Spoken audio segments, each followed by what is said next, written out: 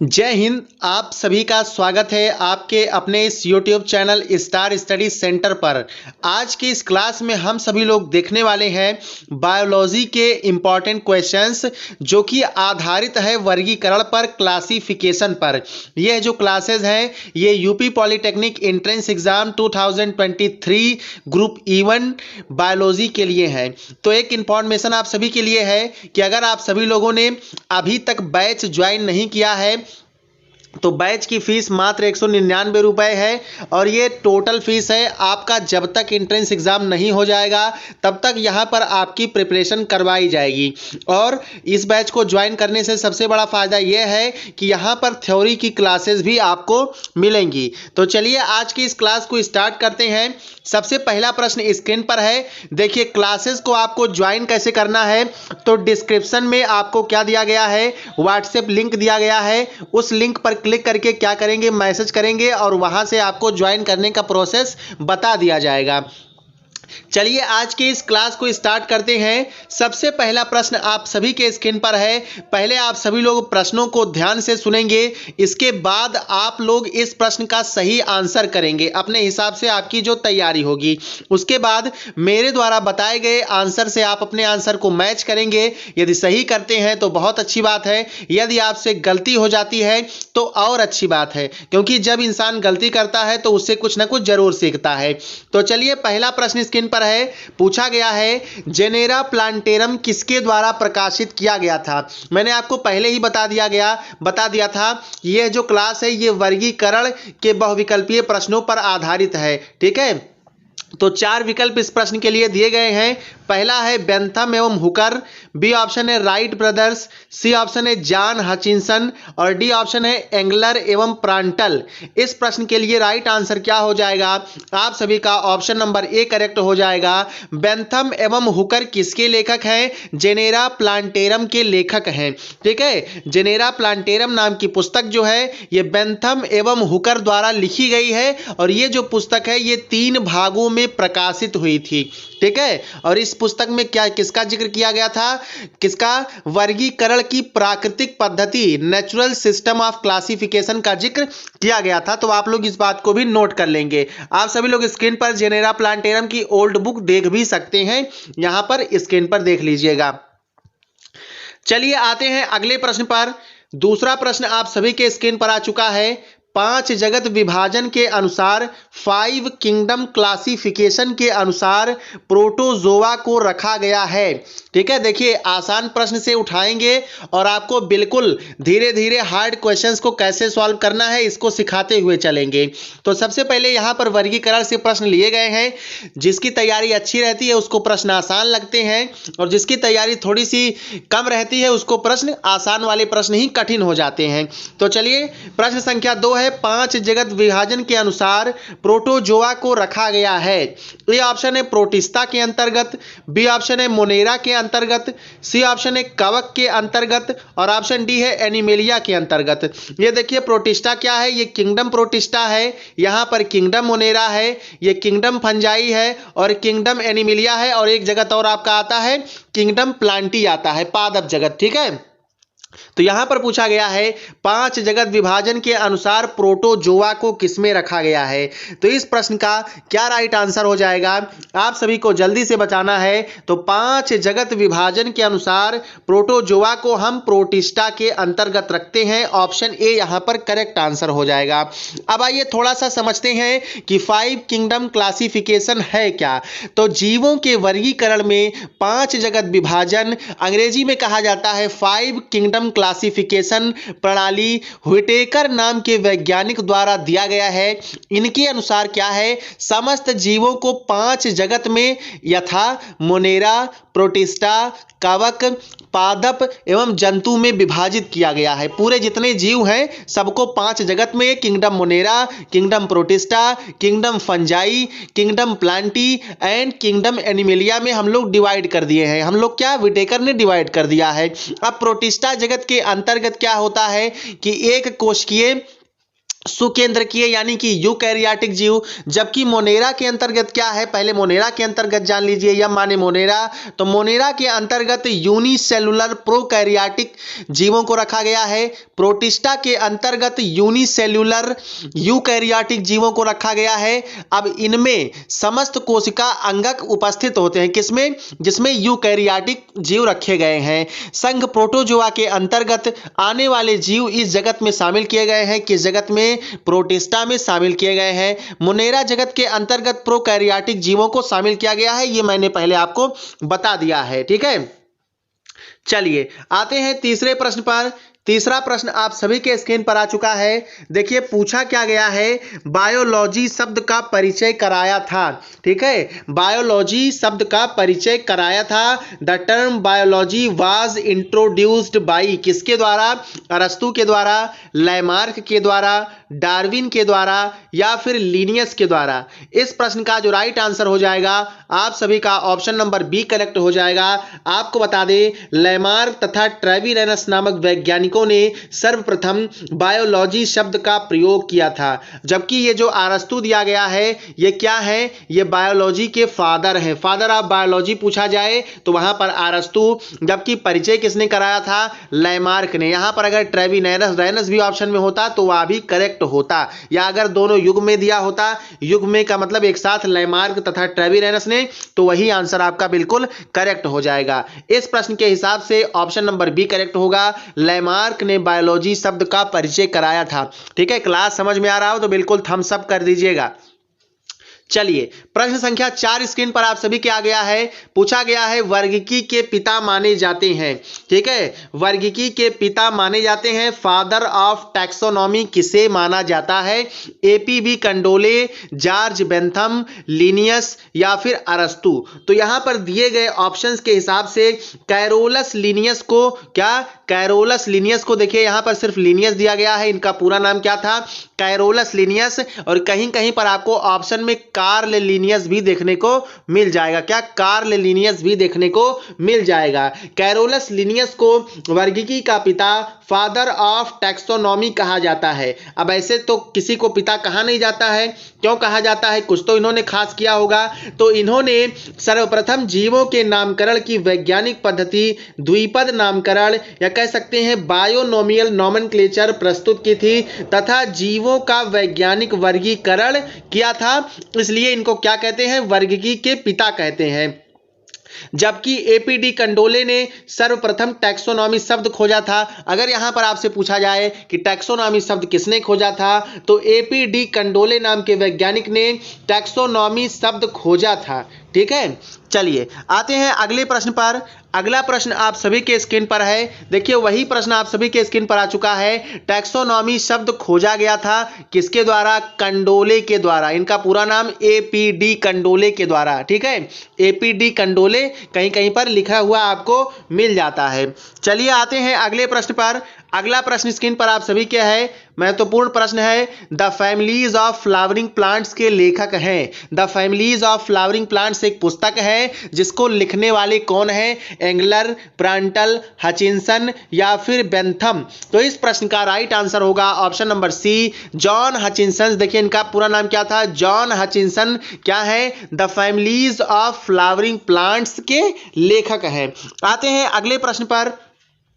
अगला प्रश्न स्क्रीन पर है, प्रश्न संख्या 7 देखिएगा। लिनियस ने द्विनामकरण की विचारधारा, बायोनोमियल नॉमेनक्लेचर की जो विचारधारा है, जो कॉन्सेप्ट है, सर्वप्रथम प्रकाशित की किसमें, सिस्टेमा नेचुरी में, स्पीसीज प्लांटेरम में, जेनेरा प्लांटेरम में या फिर फिलॉसफिया बॉटनिका में। इस प्रश्न के लिए राइट आंसर होगा ऑप्शन नंबर बी, लिनियस ने द्विनामकरण की विचारधारा सर्वप्रथम स्पीसीज प्लांटेरम में क्या की थी, प्रकाशित की थी। ठीक है, देखिए सिस्टेमा नेचुरी, स्पीसीज प्लांटेरम, फिलॉसफिया बॉटनिका, ये तीनों ही पुस्तकें लिनियस के द्वारा लिखी गई हैं। अतः ध्यान दीजिएगा, द्विनामकरण की विचारधारा, बायोनोमियल नॉमेनक्लेचर की विचारधारा सर्वप्रथम 1753 ईस्वी में प्रकाशित स्पीसीज प्लांटेरम में पौधों के लिए प्रस्तुत की थी। बाद में क्या किया था, सिस्टेमा नेचुरी पुस्तक के 10वें संस्करण में इसका प्रयोग जंतुओं के लिए किया था, जबकि सिस्टेमा नेचुरी में किसका प्रयोग किया गया था, जंतुओं के लिए किया गया था।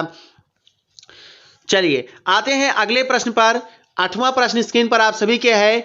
लिनियस द्वारा दिए गए नाम पद्धति सिस्टम को कहा जाता है। लिनियस द्वारा दिए गए नाम पद्धति सिस्टम को क्या कहा जाता है? तो इस प्रश्न का राइट आंसर होगा ऑप्शन नंबर ए, द्विनामकरण पद्धति कहा जाता है। द्विनाम पद्धति कहा जाता है, बायोनोमियल सिस्टम कहा जाता है।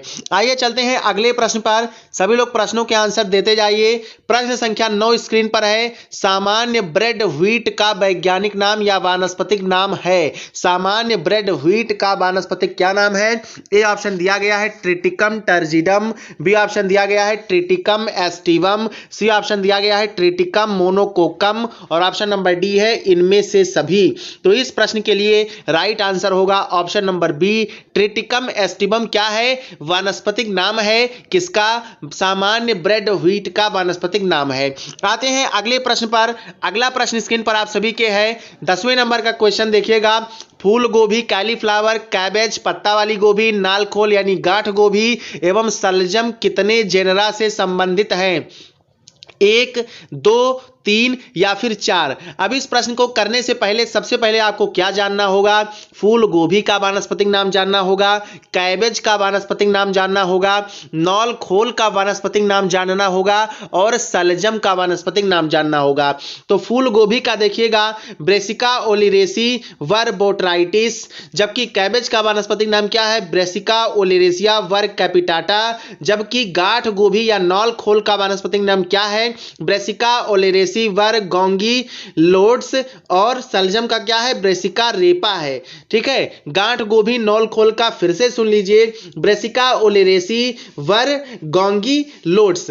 तो इस प्रश्न के लिए राइट आंसर यहां पर आप सभी लोग देख ही चुके होंगे कि ब्रेसिका ब्रेसिका ब्रेसिका ब्रेसिका चारों में आया है। तो ये तीनों एक ही जेनरा से संबंधित हैं। ठीक है, एक ही जेनरा से संबंधित है और फैमिली इनका क्या है? ब्रेसिकेसी है।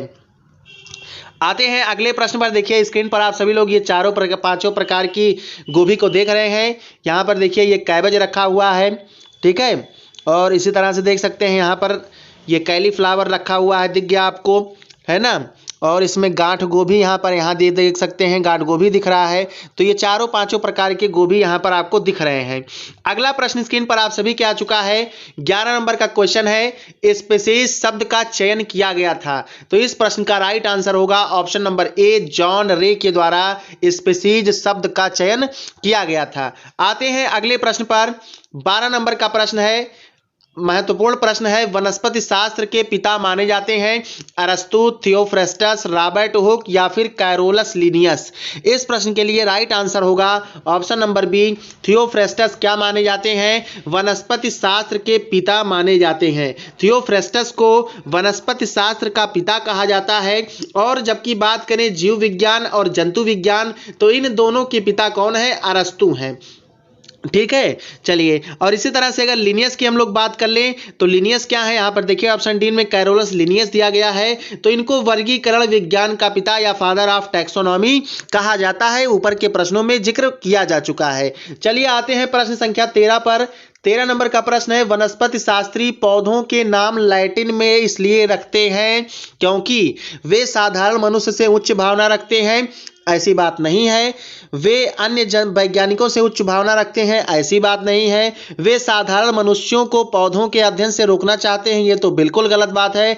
इस प्रश्न के लिए राइट आंसर होगा ये अंतरराष्ट्रीय समानता रखना चाहते हैं। ठीक है, मान लीजिए कि कोई एक पौधा ले लीजिए, जैसे कि आम का पौधा ले लीजिए, ठीक है, या कोई अन्य पौधा ले लीजिए, चलिए गोभी ले लीजिए यहाँ पर, ठीक है। तो यहाँ पर गोभी को अलग अलग जगहों पर अलग अलग देशों में अलग अलग नाम से जानते हैं।